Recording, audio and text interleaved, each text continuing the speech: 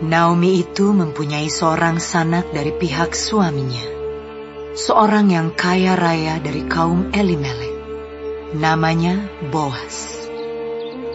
Maka Rut, perempuan Moab itu, berkata kepada Naomi, "Biarkanlah aku pergi ke ladang, memungut bulir-bulir jelai di belakang orang yang murah hati kepadaku." Dan sahut Naomi kepadanya, "Pergilah, anakku." Pergilah ia, lalu sampai di ladang dan memungut jelai di belakang penyabit-penyabit. Kebetulan ia berada di tanah milik Boas, yang berasal dari kaum Elimelek. Lalu datanglah Boas dari Betlehem. Ia berkata kepada penyabit-penyabit itu, "Tuhan kiranya menyertai kamu." Jawab mereka kepadanya, "Tuhan kiranya memberkati Tuhan." Lalu kata Boas kepada bujangnya yang mengawasi penyabit-penyabit itu, "Dari manakah perempuan ini?" Bujang yang mengawasi penyabit-penyabit itu menjawab, "Dia adalah seorang perempuan Moab. Dia pulang bersama-sama dengan Naomi dari daerah Moab." Tadi ia berkata, "Izinkanlah, kiranya aku memungut dan mengumpulkan jelai dari antara berkas-berkas jelai ini di belakang penyabit-penyabit." Begitulah ia datang dan terus sibuk dari pagi sampai sekarang. Dan seketika pun ia tidak berhenti. Sesudah itu berkatalah Boas kepada Rut, "Dengarlah dahulu, anakku. Tidak usah engkau pergi memungut jelai ke ladang lain, dan tidak usah juga engkau pergi dari sini. Tetapi tetaplah dekat pengerja-pengerjaku perempuan. Lihat saja ke ladang yang sedang disabit orang itu. Ikutilah perempuan-perempuan itu dari belakang, sebab aku telah memesankan kepada pengerja-pengerja lelaki, jangan mengganggu engkau. Jika engkau haus, pergilah ke tempayan-tempayan dan minumlah air yang dicedok oleh pengerja-pengerja itu." Lalu sujudlah Rut menyembah dengan mukanya sampai ke tanah, dan berkata kepadanya, "Mengapakah aku mendapat belas kasihan daripadamu, sehingga Tuhan memperhatikan aku, padahal aku ini seorang asing?"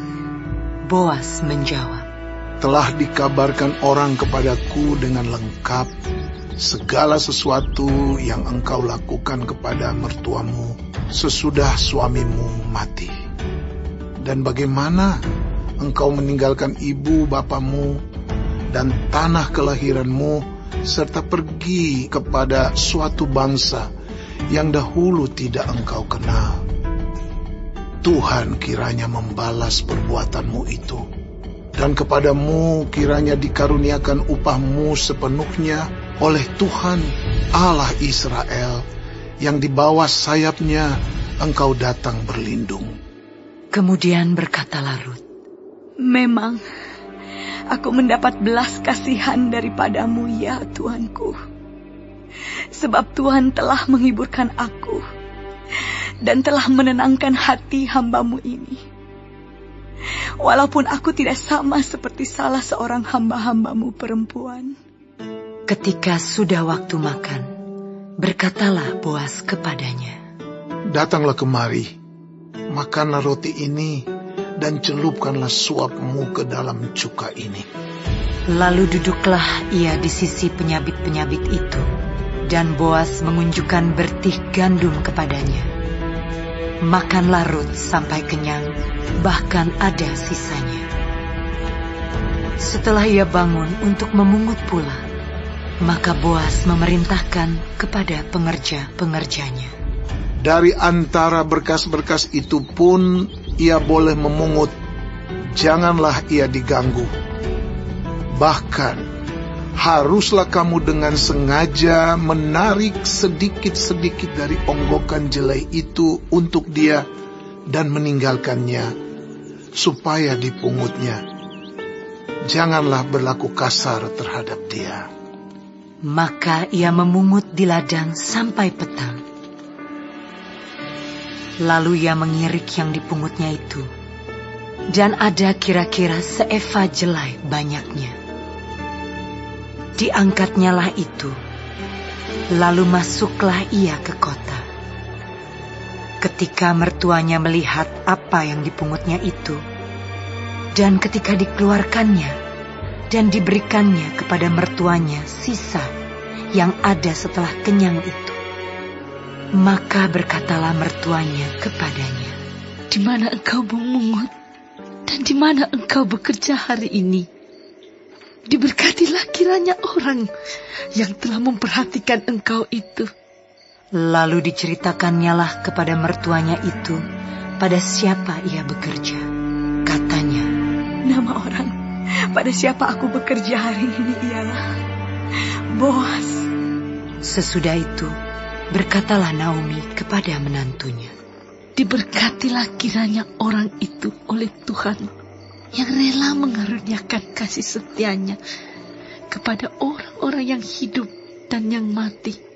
Lagi kata Naomi kepadanya, Orang itu kaum kerabat kita. Dialah salah seorang yang wajib menebus kita.